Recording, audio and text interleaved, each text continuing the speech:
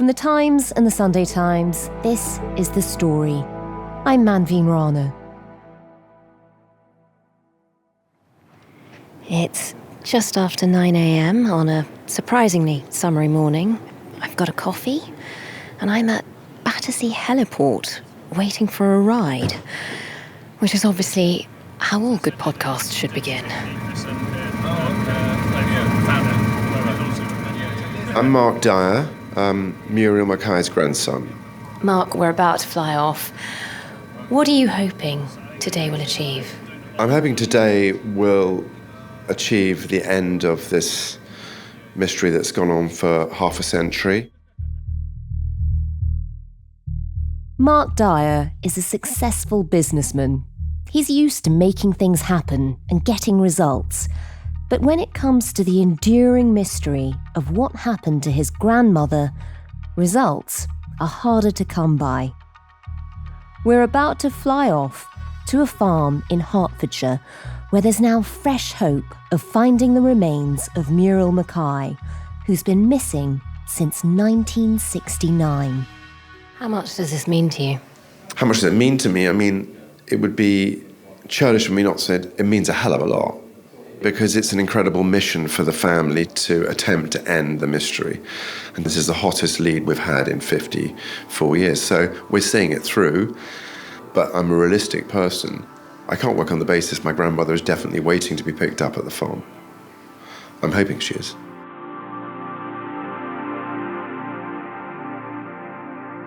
This is a big moment for a family that's lived in the shadow of tragedy for half a century. It's affected them all profoundly. Next to me, in the helicopter, is Ian McKay, Mark's uncle. He's flown over from Australia for this moment. As we take off, he's gazing out of the window at a country that he's avoided seeing for decades. And he hasn't been able to talk about what happened to his mother for just as long.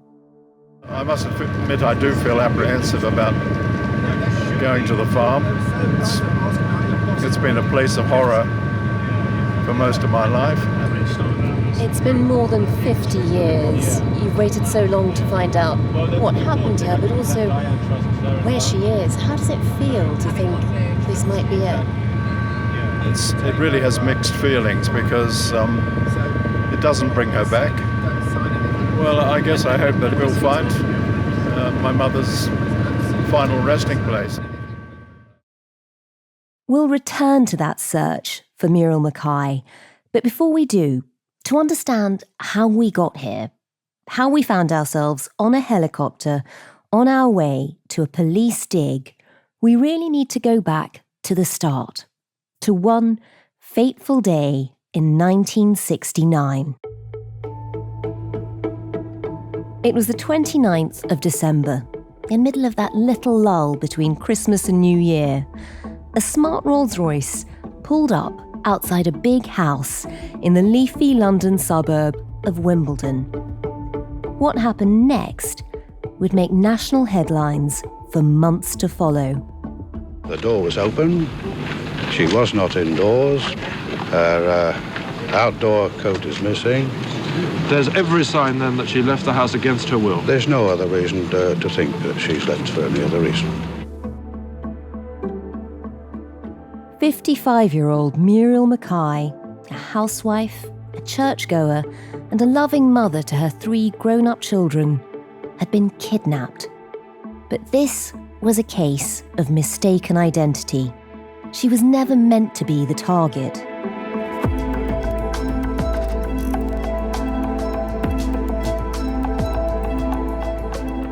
On the slender chance that somebody who was responsible for removing your mother from this house might be watching, what would you want to say to them now? Oh, please, just let my mother come back. 2 men were later charged with her murder, but Muriel's body was never found. More than 5 decades later, her family are still looking for answers. The story today, Kidnap for Ransom, Part 1. The disappearance of Muriel McKay.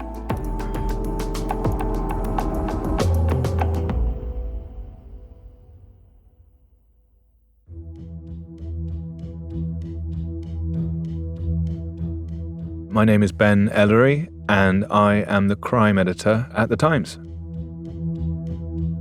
How long have you been following this story, and what is it about this story that just makes it so fascinating and something that you don't really want to let go of? I've been a journalist for about 20 years, and I've not come across a story like this before. In 2021, the family of Muriel McKay came to us with this extraordinary story, and since then, it's just been an absolute roller coaster.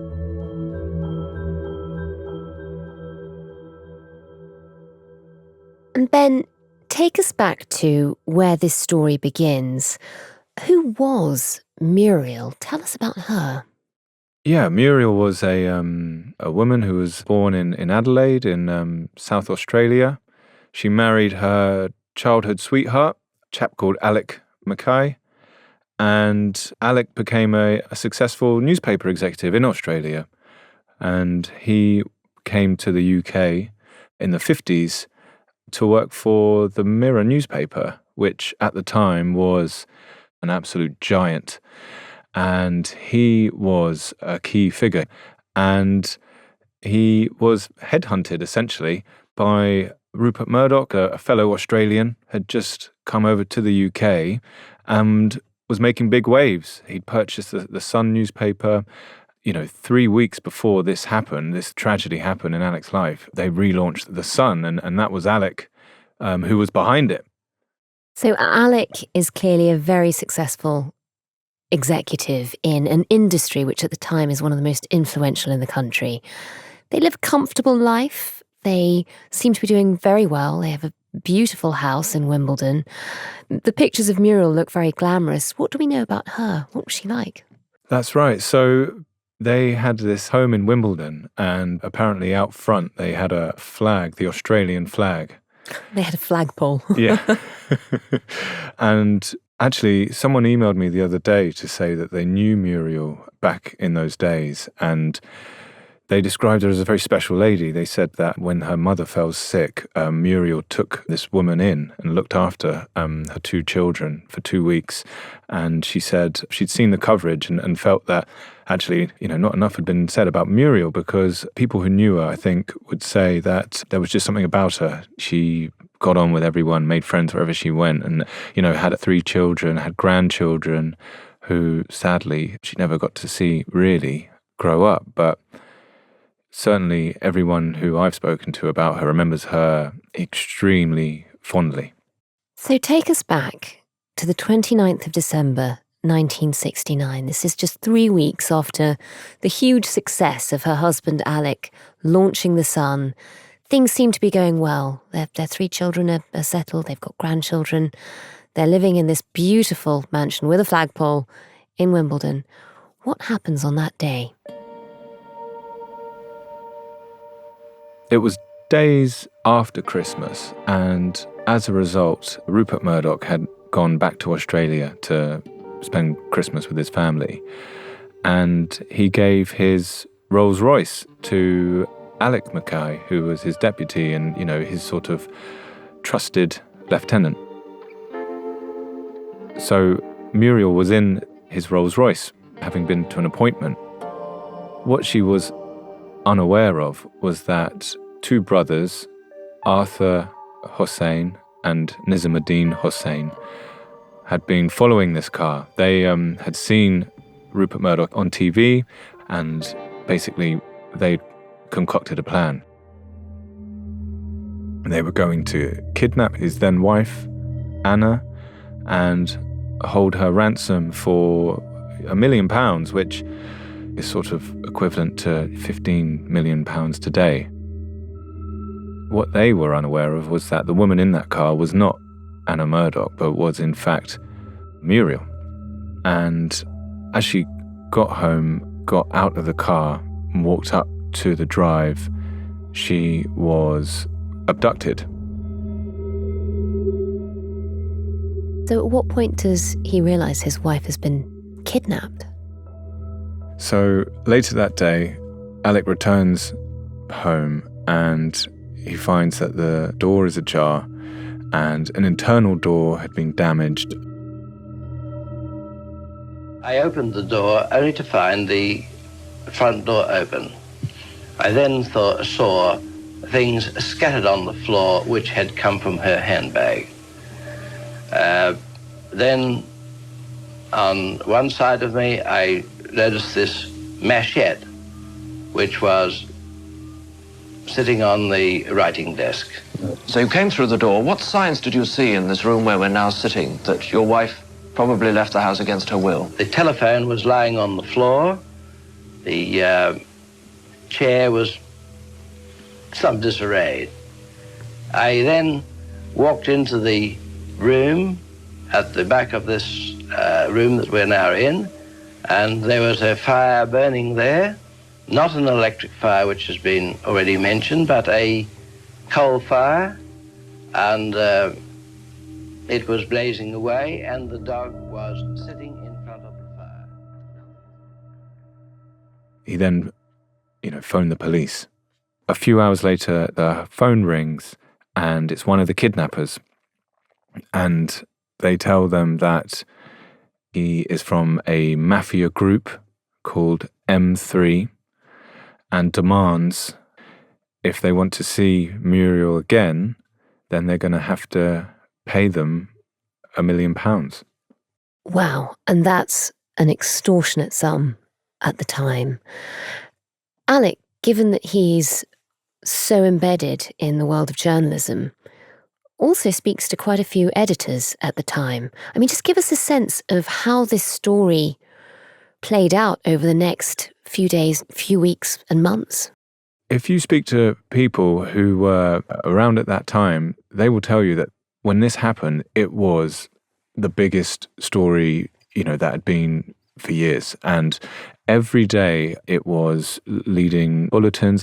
She should have been here when her husband arrived. There's every sign then that she left the house against her will. There's no other reason to think that she's left for any other reason. Alec McKay was a newspaperman, and he made the decision that they were going to use the media in order to try and get Muriel returned safely. I am terribly worried. I am frantic that I can get my wife back again. What can I do? I'm only asking the cooperation of everybody who may be watching, who may be listening, who may be reading, to please help us to get her back again. Every day for something like 6 weeks, it was front page news with a new development. And there was, I think, something like 17 phone calls between the kidnappers and the McKay family at that time. Some of them would last an hour and a half. Wow. And quite often they would ask to speak to Diane, Muriel's daughter, who they had seen on TV. Please, just let my mother come back. I don't want to distress you at all. Is it possible that we could ask you a little about what happened here? Can you understand at all any reason why she should have been taken? No. There's no reason why she should be taken. It must be a crank, because to ask £1 million ransom is just incredible anyway. And my mother hasn't any enemies. They were sort of thrust into this huge media story, and it was an unprecedented news story. I believe at the time it was the first kidnapping for ransom in the UK. So, we'd never seen anything like this. The fact that it was a case of mistaken identity, the fact that they wanted so much money, it really captured the public's attention. So there's a huge national obsession around working out what's happened to Muriel. For her family, what's it like? I mean, they're getting these phone calls on a very regular basis, manning the phones most of the time. What was their response? It was horrific, obviously. Ian McKay, Muriel's son, he would answer some of the phone calls, and he's never really been able to talk about that time. He was 27 years old, and he took Alec McKay's dictaphone, which he would use when interviewing people. he had to bring that to the house in order to record some of these phone calls because they felt that, perhaps the police operation was not what it could have been. Ian McKay, Muriel's son, was there at the time. He hasn't been able to talk about what happened for decades, but when I spoke to him recently, he described the anxious wait for the kidnappers to call. I spent 6 weeks manning the telephone so that we'd have continuity on the phone, night and day, answering every call, including an awful lot of crank calls and other strange calls, and which we recorded.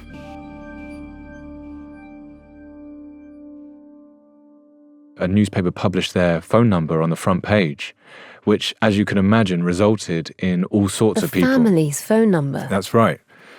So earlier on I mentioned that the kidnappers called themselves a gang called M3. So these hoax callers would ring up and use that name, pretend to be M3. These sort of ghouls who would enjoy phoning them up. So the family, kind of much the same way that today, social media, people have to read all of these types of things if something like this happens.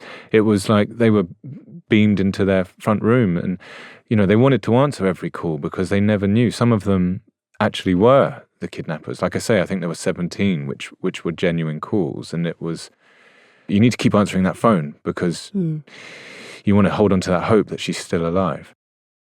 My job, if you like to call it, over the period of 6 weeks was to keep them interested, to keep them on the line so that we could try and make them think that we really believe they had her, and that we subsequently asked for proof, which came in the form of some clothing, some of her clothing, which we were able to identify, which they'd cut a piece off and mailed to us.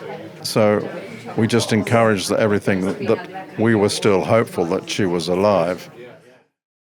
And you've spoken to Diane too. What was that period like for her? It was horrendous. You can't imagine really what going through something like that does to you. And she was a young woman. She was very close to her mum, and she was taken away from her. So I think for her, it was very difficult to reconcile with why her, why us? What did we do for this to happen? And in the years since, I know that Diane really, really struggled with it. At the time, I've spoken to Ian about this too. At the time, they thought the phone calls were coming from Mafia 3. They thought this was a huge organisation that might even come for them. What do we now know about who M3 were? Actually, what we know is that they were two brothers, Nizamuddin and Arthur Hussain, who had come to the UK from Trinidad. Nizamuddin was the younger brother, and Arthur had had a few run-ins with the police before. I think Nizamuddin was very much in thrall to his older brother and did as he was told, basically. And I think he would have done whatever his brother wanted him to do. And perhaps the reason why they chose the name M3, well, there's a theory that the third brother, Adam, was also involved, although that was never proven. But they gave this impression of being part of a much larger criminal network, and it was designed to kind of create fear. And you say that they'd come from Trinidad. How were they living here? Where were they living? And what do we think sort of motivated them? Well, Arthur was living on a farm in Hertfordshire at the time with his family. So he'd come over here, he'd built a life for himself, and the brothers were looking for money. They'd seen on the TV, Rupert Murdoch was in the news. It was a big deal at the time that he'd bought the Sun newspaper, and they thought, wow, here we go. Here's someone we can target. He's obviously wealthy, and how hard can it be? They were two absolute, rank amateurs who decided to go through with this plot, which was completely bungled from start to finish. Some of the attempts by them to extort money from the family were absolutely farcical.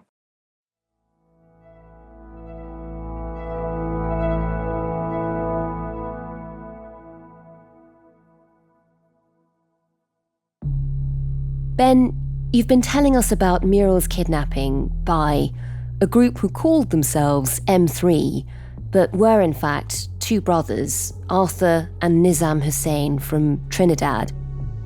They were basically amateurs, mavericks trying to make some money. Tell us about some of what you described as the farcical attempts to extort £1 million.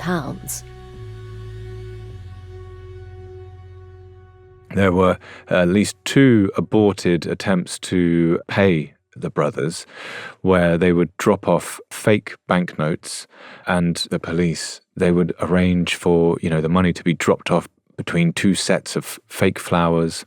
And on one occasion, the kidnappers really took a shine to Diane for some reason. They saw her on the TV, so they said, look, we want Diane to be the one who drops the money off. The police said, well, that's too unsafe. We will use a female police officer pretending to be Diane.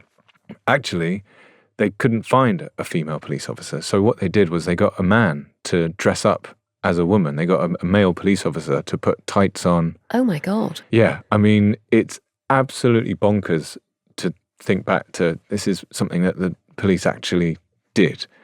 And they arranged this fake money and they dropped it off, but... Fake Diane dropping it off. Fake Diane, fake money. And this went on for around 6 weeks. The killers would, I think on 3 occasions, they cut Muriel's clothes and sent Muriel's clothes to the family to show that they were, the real deal. And it just became this ridiculous operation, which on both sides was an absolute farce. I mean, we were paying the ransom in effect. It just happened to be fake currency. So we basically agreed, and as far as we had 2 suitcases full of these, 2 large suitcases that you might take on holiday or whatever, full of money, absolutely crammed full of money, but they had no concept what £1 million in £5 notes would look like. And they thought it would fit in a briefcase. And so they had no idea. We only actually ever printed £500,000. And so, I mean, you look at it now and it all seems ridiculous. Why did none of those moments where they were supposed to hand over a ransom, why did none of them work? I believe on the first attempt when they tried to do a drop, the money drop, someone actually found the suitcase, picked it up and handed it into the police. Oh no. Yeah. Oh, that's a plan gone very wrong. Yes. Yeah, exactly. Which, you'd think perhaps the police might have kept an eye on this, money. But there you go. The second occasion actually resulted in Nizamuddin and Arthur being caught. But yeah, on the second occasion, they noticed that this car, blue Volvo, was doing laps, and brothers obviously hadn't realised that the police were going to be in the area or something, and that's basically how they were arrested. Tell me about that. When they're arrested, what happens? Well, in a way, for the family, that was the sort of start of everything, because it just from then continued this nightmare. So they were arrested in 1970. And they were questioned by the police, and basically the police raided Arthur's farmhouse, and there were a few clues as to Muriel having been there, but no Muriel, crucially. But they did find a notepad, and they could see from the notepad that it had been used by Muriel to write a note which was sent to the family. They found these fake flowers, which the police had asked the brothers to drop the money at. So they were able to quickly establish that these 2 had been involved in her disappearance. But sadly, Muriel was not there, and the brothers refused to say what they'd done with her.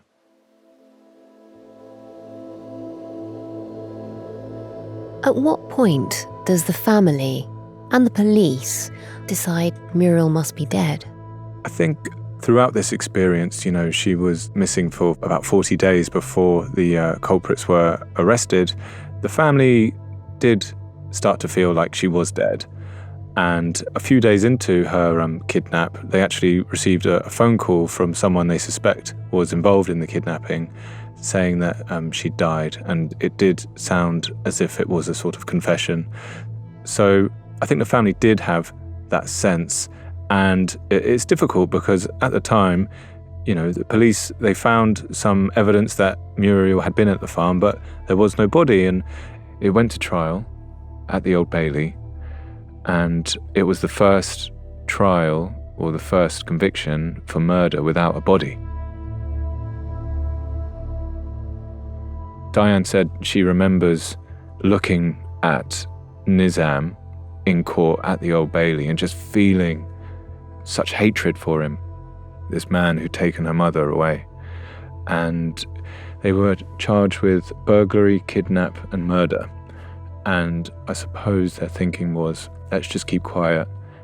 Without a body, we're in the clear here. But no, they were convicted, all 3 charges, and jailed for 20 years.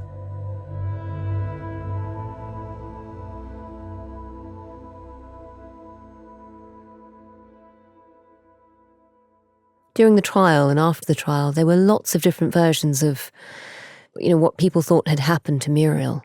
Tell us through some of the things that have been said over the years that the family must have believed for at least 5 decades.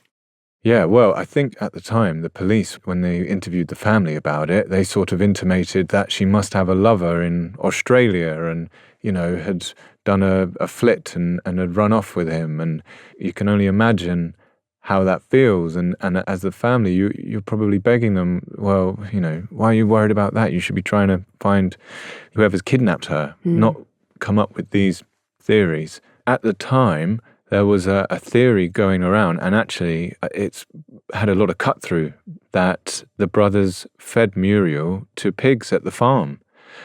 And, it's unclear whether or not there were pigs at the farm, but certainly many people you talk to, that was the sort of prevailing theory. It's one of those things where, can you imagine being the family and hearing that about your mother? And this is unheard of at that point, conviction for murder without a body.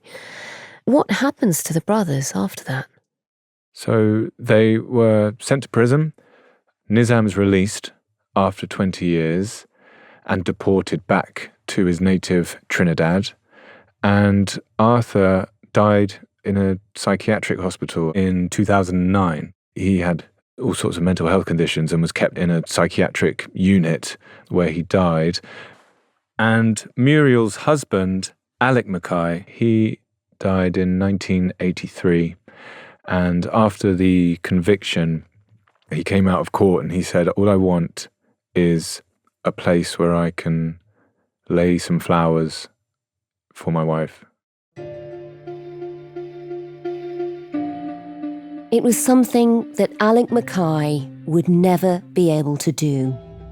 Muriel's body was never found. For the police, the case was closed. They'd convicted the killers without finding Muriel. But for the family, the loss and the horror of not knowing lingered on. And then, in 2022, there was a glimmer of hope.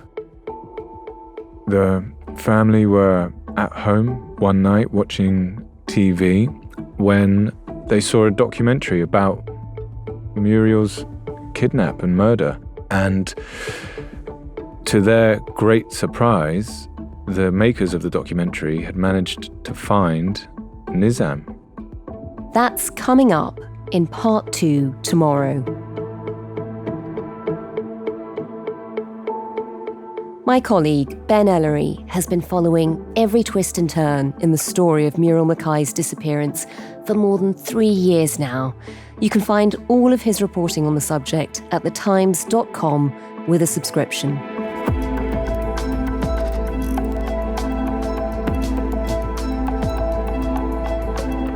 The producer today was Priyanka Deladia.